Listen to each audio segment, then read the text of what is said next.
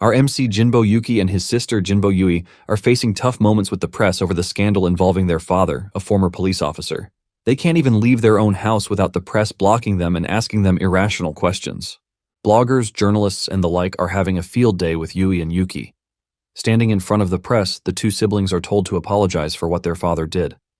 One of the journalists even asks a very harsh question about whether their father is having adult relations with Yui. Yui cannot take the insult and angrily leaves the scene while Yuki stays back. He bows his head, apologizing for whatever it is their father did. Yuki is mad at his father for making him go through such an embarrassing moment when he didn't do anything wrong. The media, streamers, and even magazines do not mind taking advantage of kids like Yuki and Yui for their own gain. Because of the entire problem, there is nothing left for Yuki or Yui. There is also nowhere for them to fit into society. In addition to this, Yuki is getting bullied by a bunch of guys. They are using his father's scandal to take advantage of his weak nature.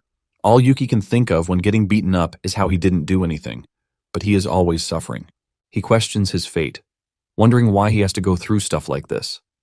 Whenever the bullies are having a field day with him, they hold his head and show him images of his father holding the girl he was found with. The worst of the bunch is the leader of the bullies, Kume Akira. Akira tells Yuki that he is going to become their personal toy since he doesn't have money to give them. Yuki can only wonder if he is going to die by being a toy for someone's entertainment for the rest of his life. Yuki can only watch as the delinquents beat him like trash and leave, while also letting him know that they will be back soon. Yuki wishes that there was a way for him to reverse the garbage situation he has found himself in. Suddenly, he sees a status screen in front of him, revealing that he has been chosen as the host of Tushin Bandit. Yuki is left wondering what this means as he makes his way home. In his mind, he believes that it is some sort of game thing. When he gets home, his sister is holding a bunch of scandalous letters in her hand. Yuki tries to comfort his sister by telling her that he is going to make dinner for them. Yuki is left to wonder just when everything will end because he doesn't think his sister has more in her to endure the pain. Yuki remembers that things were not always like this because after their mother died, their father raised them by himself. His father was always there to pick him up whenever he wanted to break down, and even though they were not rich, they were happy by supporting each other. Yuki's father was a detective and he wasn't always around because of his work. However, Yuki looked up to his father as his role model until that scandalous image started spreading on social media. And from there, his father went mad. He was always in his room talking to himself, insisting that he didn't do what he was accused of doing. Even when they want to serve him dinner, he slaps the plate off the table while saying he is innocent. Yuki always tries to calm him down, but he has gone over the edge. Yui is scared about everything that is happening, and this has left her traumatized. Yuki wants to believe that his father is innocent since all he keeps saying is that he didn't do it. Yui, on the other hand, doesn't believe her father. She also doesn't want Yuki to believe him, saying their father has gone crazy and they shouldn't believe the words of a crazy man. Yuki is still trying to comfort his sister when one of the delinquents shows up at his door, telling him that they want to play with him.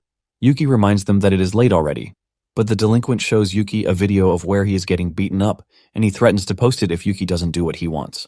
The delinquent then takes Yuki to a private place where he can treat him the way he wants. Yuki tries telling the guy that he has already suffered enough for the day, but the next thing that Yuki sees is a punch landing on his face. The delinquent kicks Yuki to the floor, telling him that he has no right to refuse whatever it is that he plans to do to him. Yuki begs the delinquent, telling him that he is not being rebellious, but the delinquent replies that a toy like Yuki doesn't have the right to make excuses. The bad guy lets Yuki know that he is going to play with him forever, and because Yuki tries to plead, the bad guy angrily packs sand and shoves it into Yuki's mouth. This causes Yuki so much pain that it activates the status screen from before. The system offers him a chance to change his life with abilities. Yuki coughs up sand while thinking there is no way for him to change things. The system then tells him that he can't change things because he is weak-willed and he has the habit of running away. Yuki then asks what he is supposed to do, and the system displays two options in front of him. He is asked to choose whether he wants power or not. Yuki realizes that with the way things are going, he is going to get mocked like this forever. He is ready to take a chance at having abilities if they really exist. Frustrated, Yuki agrees to have the power. Immediately, the status screen changes, and it displays the first set of powers that Yuki has gained, which is his ability to steal the status of people in his field of vision, and he can do this to one person per day. With this new development, Yuki believes that his season of being a toy is over. The name of the ability skill he just gained is talent theft, and with this, he can steal the status of people in his field of vision, but it is limited to just one person a day. With this, Yuki stands up, telling the delinquent to come at him. Yuki is finally ready to change his fate and destiny. The delinquent is surprised to see Yuki acting all tough, and he angrily asks him who he thinks he is talking to. The status screen then calculates, showing him what his current stats are. For his combat power, he is ranked F. For his power, he is ranked F. For his defense, he is ranked E. For his agility, he is ranked D. And for his insight charisma, he is ranked F. Yūki is shocked to see how weak his stats are. Just when he wants to take a look at the delinquent's status, he gets punched in the mouth. Yūki falls to the ground with the bad guy standing above him. Yūki manages to see the guy's status and realizes that he is better than him. For his combat power, the guy is ranked D. For his defense, he is ranked C. For his power, he is ranked B. For his agility, he is ranked E. And for his insight charisma, he is ranked E. Yūki comes to the realization that the delinquent is way higher than him when it comes to stats. The delinquent continues beating Yūki up until the status screen shows him the way to activate his ability. The only way Yūki can activate the talent theft ability is to touch the opponent with his palm. The delinquent beats Yūki up and sits on him like he is nothing. He still goes as far as showing Yūki a video of his sister getting trashed too. This hurts Yūki as he tries telling the bad guy beating him that his sister has nothing to do with what is going on. The bad guy laughs at Yūki, telling him that what he and his sister are going through is a family problem, which makes it their collective responsibility. He then tells Yūki to apologize, promising to forgive him. The delinquent continues to say trash to Yūki, even pushing him to call himself scum. Yūki cannot help but wonder if his life is no longer his own but the society's. He refuses to accept this reality, and he ends up touching the delinquent. By this, he activates the skill, talent theft. Immediately, Yūki throws a punch at the guy's face. Yuki's stats have successfully switched with those of the delinquent. The bad guy is shocked that Yūki has suddenly grown the confidence to hit him. Yūki even urges him to come after him. Before he knows what is happening, he gets punched over and over again. Yūki lands several hits on the guy before finishing the combo with a kick to the stomach. The delinquent cannot believe what is happening to him, but Yūki is not finished with him yet. Yūki delivers a new set of punches to the guy's face, leaving him utterly disfigured. Once the guy is knocked out from too much punishment from Yūki, the status screen appears in front of him again. This time, the screen tells him that a new quest has been unlocked. Yūki is confused, as he doesn't know the meaning of having a new quest. The system further informs Yūki that he is going to be rewarded with another ability called the Endless Fighting Spirit once he is able to complete the quest. And talking about the quest, the system gives Yūki the task of exposing his father's truth. After Yūki is done with the delinquent, he starts heading home. On his way home, he gets the information that every human has what is called status, and Yūki can steal it by just touching them with his hand. In addition to this, Yūki will be rewarded with abilities every time he clears certain conditions. He stares at the ability chart to find out that there are a bunch of abilities, and with his new power, he might just be able to escape his life of hell. However, Yūki is worried about his next quest as he doesn't know what his father's truth is. Yūki comes to the conclusion that he has no choice but to ask his father himself. He arrives home to find everything quiet, but he finds strong wine pouring out of his father's room. Yūki opens the door to a horrifying view of his father strung to the wall. The man had unalived himself after drinking, and Yūki screams out in pain and terror. This shows Yūki how easy it is for a family to be destroyed. Soon afterward, Yūki and Yui's father is buried. The only thing Yūki kept from his father was his ring. The funeral home is practically empty, with just a few people attending the burial of the disgraced cop. Yūki can only question why his father had to unalive himself. The only friend that Yūki has comes to pay his condolences, and his name is Jinta. Jinta assures Yūki that he will be waiting for him at school. Jinta spots the ring with Yūki, and he asks about it. Yūki then reveals that it is his father's wedding ring, and he is holding on to it like a keepsake. Still in the funeral home, Yūki can already hear people talking trash about his father. They believe that Yuki's father is guilty, which is why he unalived himself. Jinta comforts Yūki, telling him not to worry because once someone dies, people say whatever they want about the deceased. Yūki then remembers the task he was given to expose his father's truth. However, Yūki believes that there is no truth about the incident that needs to be exposed. To make things worse, one of the delinquents shows up at the funeral. Yūki cannot believe that he is not even given a day off to mourn his father. He screams at the guy, asking him why he has come to the funeral, but the guy only laughs, telling him to look outside. Standing outside are a bunch of media people ready to harass Yūki, as they have always done. Yūki wonders how the reporters are able to find out where the funeral is being held, but it quickly dawns on him that the delinquent leaked the information. Yūki stares at the guy, asking him how far he is willing to go. The delinquent then calls Yuki's attention to the fact that his sister is getting swarmed by the media guys. The media guys scream at Yui, asking her if her father is guilty of the allegations against him, which is why he sent himself to the afterlife. Yui finds it hard to say something, but her brother quickly swoops in, telling the media guys to back away. In pain, Yui asks what more the people want from orphans like them. However, the crowd only plays on this, maintaining the fact that the children's father was guilty. Yui finally breaks, telling her brother that she can no longer take it. She backs off and walks into the building. The crowd then uses this to their advantage yet again. They scream at Yui, telling her that her father was guilty, and this is why she is running away. Yūki also leaves the crowd, and he heads inside to talk to his sister. Yūki asks Yui if she is all right, and she comes clean, saying she is not. Yui is now fully convinced that their father is guilty of the allegations leveled against him. Yūki is shocked to hear this as he tries to understand what his sister is saying. In anger, Yui reveals that she is relieved that their father is dead. Yūki is disappointed to hear this, reminding his sister that their father kept denying the allegations. However, Yui doesn't want to believe that their father is innocent because he sent himself to the afterlife. Yui then asks Yūki if he believes that their father is innocent. Even Yūki finds it hard to answer the question, and this is when the task to expose his father's truth appears in front of him again. Because of this, Yūki wants to have some level of belief that his father is innocent. Yūki leaves the funeral home, thinking of clues to the truth. As he walks down the street, he hears the delinquents talking in the distance. They are making fun of him and his dead father. To get a better clue of what they are saying, he stands behind cover to hear them.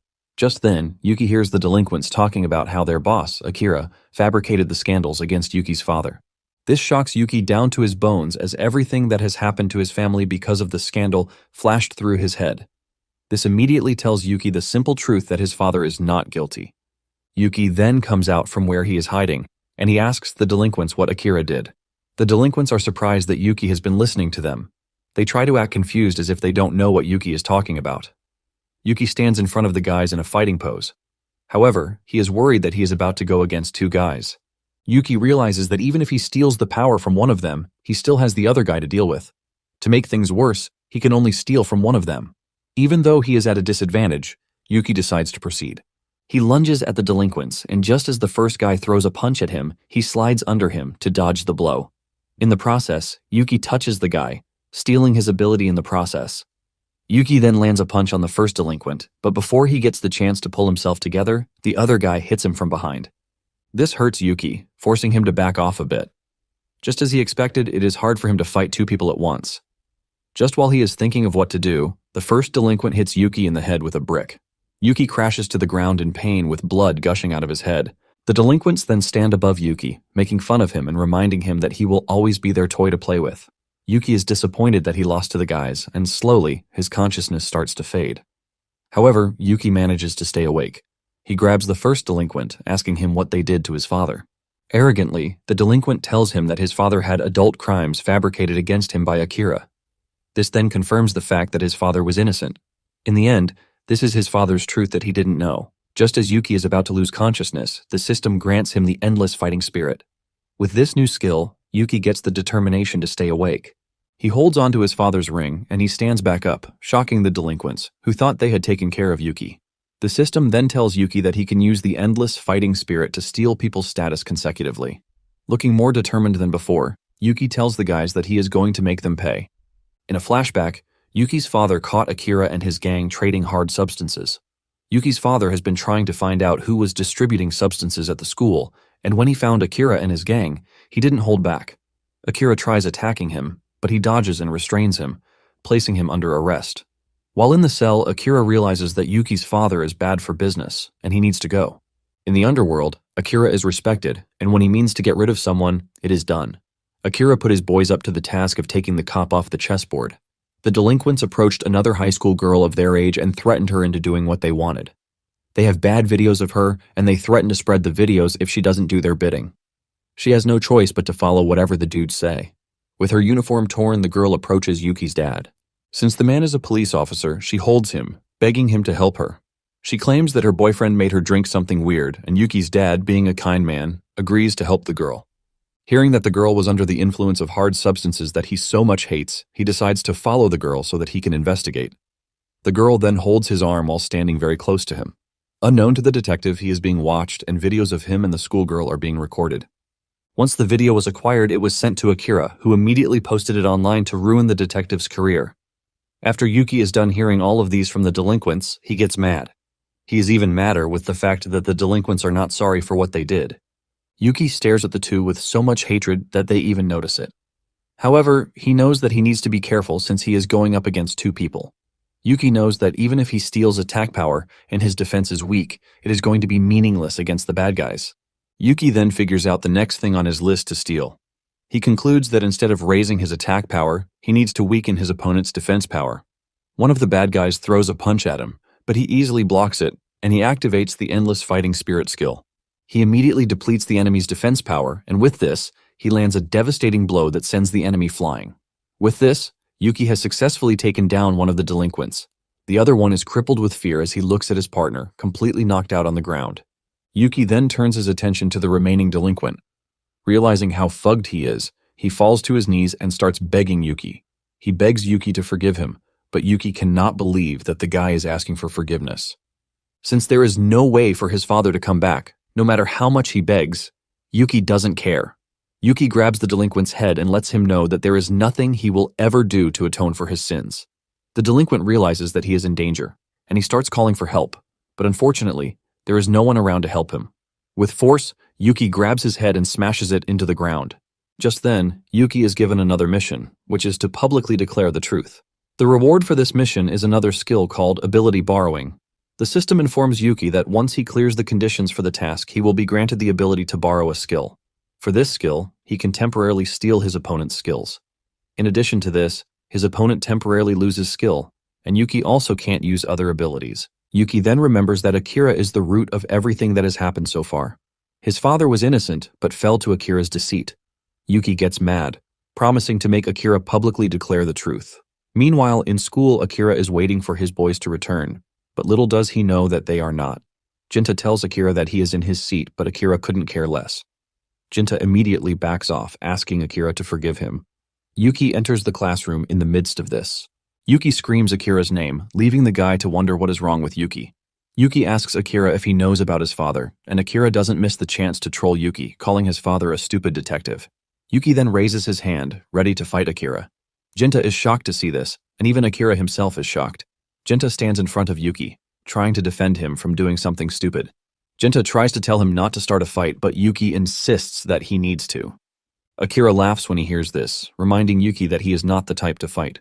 Jinta tries talking sense into Yūki, but Yūki declares that he is not just fighting Akira, but at the same time, he is taking revenge. Jinta is left shocked by this, but Akira already understands. Yūki then decides to check Akira's stats, and he is shocked by what he sees. Akira's attack power is ranked S, and the same goes for his defense power. When it comes to his agility, he is ranked A. His insight is D, and his charisma is ranked C. Akira makes fun of Yūki, telling him that it was his father's decision to end it all, claiming that he has nothing to do with it. This only makes Yūki even madder, and he lets Akira know that he is the reason his father is dead. Yūki tells Akira that he is going to make him admit the truth no matter how strong he is. With this, he charges toward Akira, ready to fight him with everything he has. Charging toward Akira, Yūki remembered how his life had been happy and peaceful. He usually wakes up late, while his sister wakes up early to prepare food for them. Yūki and Yui were so close that all they did was shout to get on each other's nerves. Even their father, who always comes back home in the morning, manages to eat breakfast with his children. Eating breakfast together was a rule in the family, and whenever Yui's father complimented her cooking, Yūki still made fun of her cooking skills. In addition to this, the trio pays respect to their mother every morning. Remembering everything, Yūki realizes that Akira was the one who took everything from him. He tries hitting Akira, but he dodges. Yūki then quickly relies on his skill, and he tries to steal Akira's power. However, Yūki is shocked to see that what he just did didn't work. Akira laughs at Yūki, telling him that he needs more entertainment from him. This makes Yūki mad, and he makes another daring run to steal Akira's power. He lunges at him and holds him tight, leaving Akira to wonder why Yūki is holding on to him. Still holding on, Yūki activates the theft skill, but to his surprise, he is denied. This leaves him in shock, and just then, the system tells him that he can't use his talent theft and the endless fighting spirit skill on fellow skill holders. While he is still trying to figure this out, Akira throws a punch to his face, sending him across the room. All Yūki can ask is why the skill didn't work on Akira. Akira laughs at him as it seems he has realized what is going on, but Yūki remains clueless, and he just continues to question the reality of things. Akira then laughs at Yūki and mentions the fact that they both have abilities. Akira's ability allows him to release potential and raise status to maximum. Akira lets him know that he can't steal his status unless he steals the ability itself. Yūki is sent into a state of shock when it dawns on him that there are others who have abilities just like he does. Akira doesn't hold back as he jumps at Yūki. hitting him while he is busy questioning everything. Yūki screams in pain while wondering why he wasn't informed about other ability users. Yūki falls to his knees and coughs up blood, but Akira is not done with him just yet. Akira laughs as he grabs Yūki and throws him across the room, destroying some chairs and tables in the process. Yūki manages to stand back up, and he holds his head to see that he is bleeding. He is now freaking out as he tries to figure out a way out of the problem. He looks at his hand to see that he is losing so much blood already. Akira tells Yūki that he is disappointed in the type of abilities that he has. Akira is not entertained to the extent that he wants, and he adds that Yūki will always be weak. He also reminds Yūki that he is nothing but a toy. Yūki can only groan in pain as his father's image flashes before his eyes. Everything that has happened was because of Akira, but he still could not get the better of the one who took his father away from him. Jinta moves over to where Yūki is and tries to comfort him. Yūki is frustrated already, but more desperate. He is ready to do anything as long as it means he is going to defeat Akira. Yūki wants another ability so bad, and as he thinks of this, he reaches for his father's ring lying on the floor. Just then, Yūki sees an image of Tushin Bandit, telling him not to be impatient. He assures Yūki that he is going to get the right abilities to help him soon. Yūki wakes up in his bed with his sister standing beside him. His sister tells him that Jinta was the one who brought him home. Yui already learned that Yūki got into a fight in school. Yui steps out to get something, leaving Yūki to think over how he lost to Akira. He remembers that Akira is an ability user just like him, and this is why he couldn't defeat him, just like his underlings. Yūki takes a look at the ability chart, where he sees that there are other abilities. He figures out that if he can use other abilities, he might get the chance to win. One particular ability called the ability borrowing catches his eyes, and he believes that this might be his way to win. He won't be able to steal status with the skill, but he can steal the abilities themselves. The only way he can get this skill is to clear the condition that he was given, which is publicly declaring the truth. With this skill, Yūki is confident that he can reach Akira. However, he still doesn't know how to go about the task that he was given. Just then, he hears one annoying streamer disturbing his sister. He holds a camera to Yui's face while streaming everything to his viewers.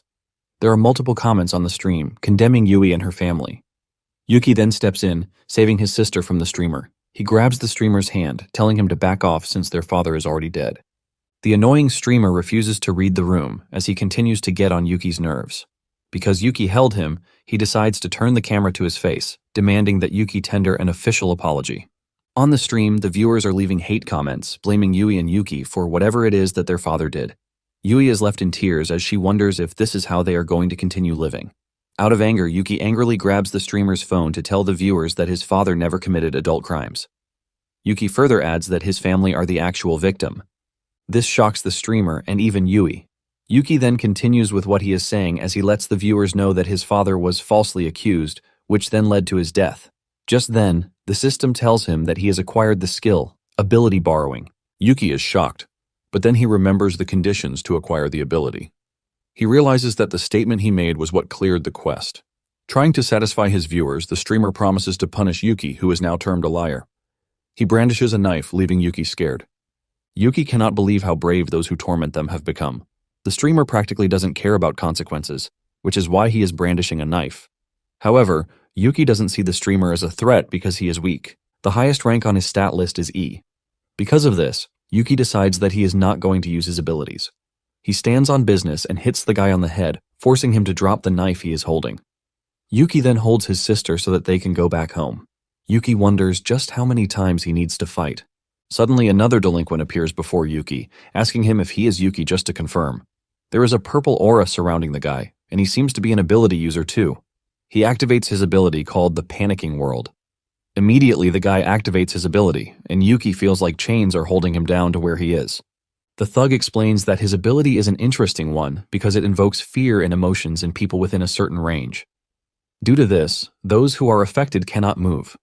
The thug then grabs Yui since she is his target. He salivates like a mad dog while holding Yui. Yūki screams at him to stop, but there is nothing he can do. Just then, the thug knocks Yui out by hitting her in the back of her head. The last thing Yui says is to call her big brother before totally losing consciousness. The thug then carries Yui on his shoulder, telling Yūki that he is going to be scolded if he doesn't deliver Yui in a pristine condition. Yūki demands to know why his sister is involved, and the thug replies that this is going to be the case until they win the Olympus Front. Yūki is left confused when he hears this as he has no idea what the Olympus Front is. Yūki begs the thug to wait because he can't lose more precious people.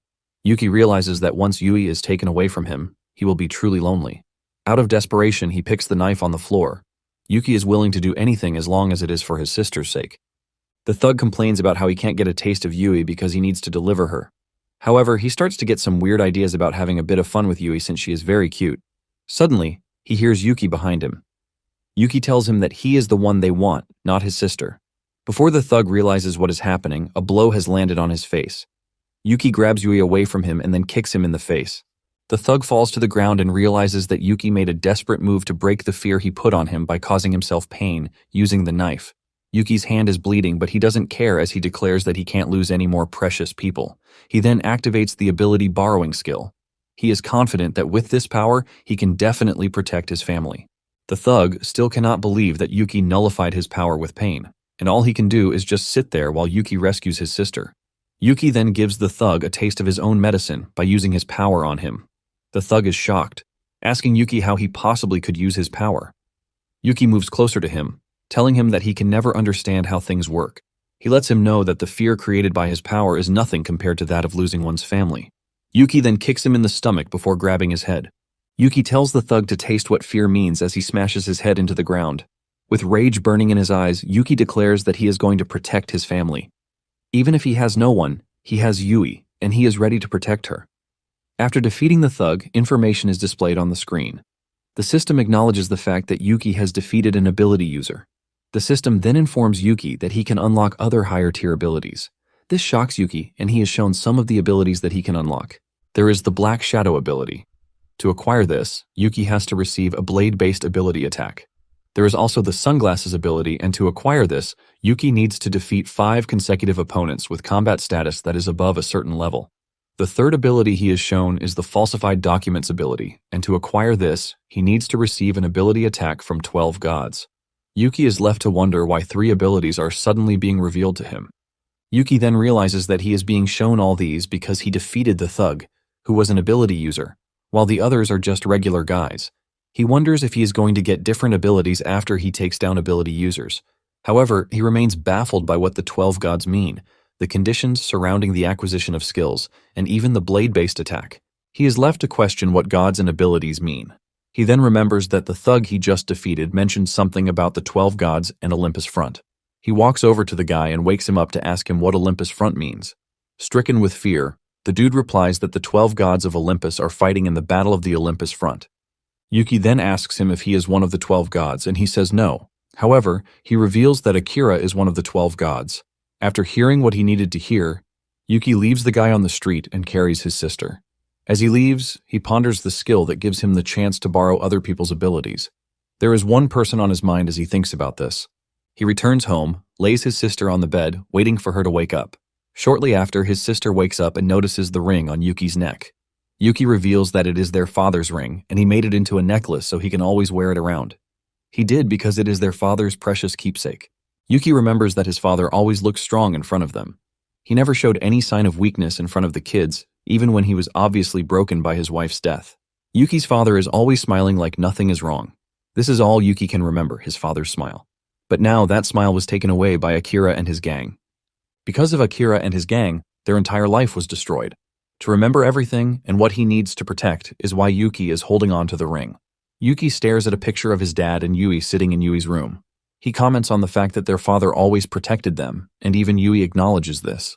Now that his father is no more with them, Yūki believes that it is his turn to protect the family. He wants to protect his father's dignity and that of Yui. Not long after this, Yūki leaves the room while his sister is asleep.